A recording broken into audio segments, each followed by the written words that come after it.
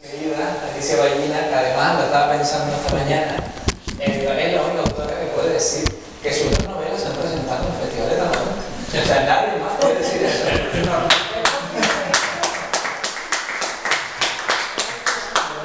Bienvenida a tu casa, Alicia. No sé, estoy encantada de estar aquí. Además, esta novela salió anteayer, está desde el día 9. Es el segundo sitio donde la presento. Vengo ahora de las jornadas de novela histórica de Linares.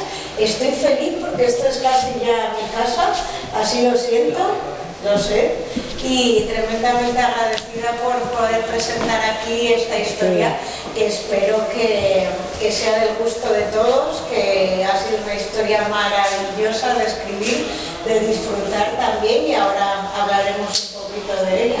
Vamos a ver un poquito, pues chuleta, porque el currículum de Alicia es complicado de explicar y nunca me acuerdo de un año para el otro.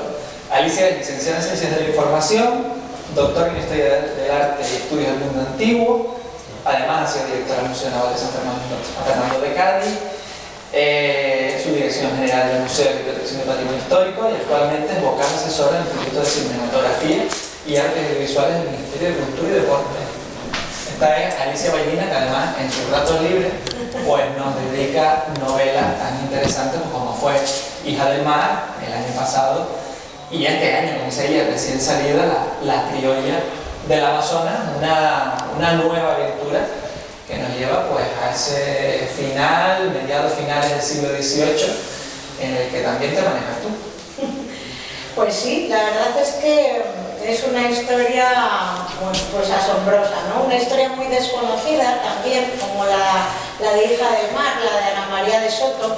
En este caso hablamos de otra mujer, porque, bueno, a mí me resulta más, digamos, no fácil, pero en cierto modo más sencillo, ¿no? Ponerme en la piel de una mujer normal y corriente, de una mujer como cualquiera de nosotras, que en un momento dado de su vida pues hace algo extraordinario, por necesidad, por situaciones, ¿no?, familiares y personales que estaba viviendo, y es la historia de Isabel Gravesón, la primera mujer que en 1769 se aventura a atravesar parte de la Amazonía ecuatoriana, porque no es lo mismo el Amazonas como río, ¿no?, que esos son 7.000 kilómetros y tiene un recorrido desde Arequipa ahora hasta Brasil, ¿no?, hasta Pará, sino en la Amazonía, que es un territorio de selva tropical que en el momento histórico en el que hablamos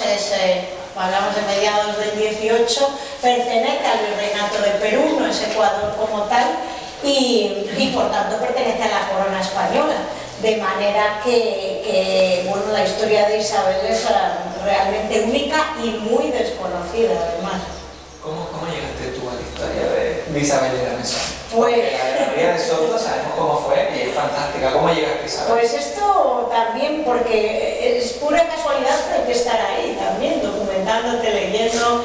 Entonces a mí, bueno, pues desde siempre me interesaron muchísimo las expediciones, ¿no? Y el estudio de las expediciones, no solamente las expediciones de conquista, de colonización, esas que conocemos todos del siglo XVI, ¿no?, sino esas expediciones del siglo XVIII, expediciones ilustradas, que como en el caso que nos ocupa, porque la historia de Ana María, de Isabel, pues se ve eclipsada por una expedición científica la más importante de la Ilustración, una expedición que organiza la Academia de las Ciencias de Francia para ir a Ecuador y medir el meridiano terrestre y saber definitivamente si la Tierra estaba achatada por los polos o por el Ecuador, algo que por cierto ya los griegos se habían planteado, Aristóteles había dicho que la Tierra era esférica, incluso antes Pitágoras, etc., ¿no? Esta expedición se organiza, sale del puerto de La Rochelle en Francia en 1735, y en esta expedición, que la dirige la Condamine, un científico y un matemático francés importantísimo, junto con otro francés, Louis Gaudin, en esta expedición con mucha gente. Iba un primo de Louis Gaudin, que es Jean Gaudin de Sodone, que se va a convertir en el marido de Isabel. Él la conoce en Quito. Isabel es una criolla, es una hija de un general que se traslada muy jovencito al virreinato de Perú y asciende en la escala social porque era muy amigo del marqués de Castelfuerte, que era virrey en ese momento de Perú. Isabel nace en Guayaquil, se traslada a Otavalo, al norte de la provincia, y luego viven en Quito. Y a Quito llega precisamente la expedición científica. Y Jean Godin de Sodone conoce a Isabel. Por eso Isabel a veces la encontramos en los documentos como Isabel Godin, que es como se conoce por el apellido de su marido. Grameson es el apellido de su padre, que era de origen francés, aunque nace en Cádiz. Y a veces también la encontramos por el apellido castellanizado, que es Isabel Casamayor.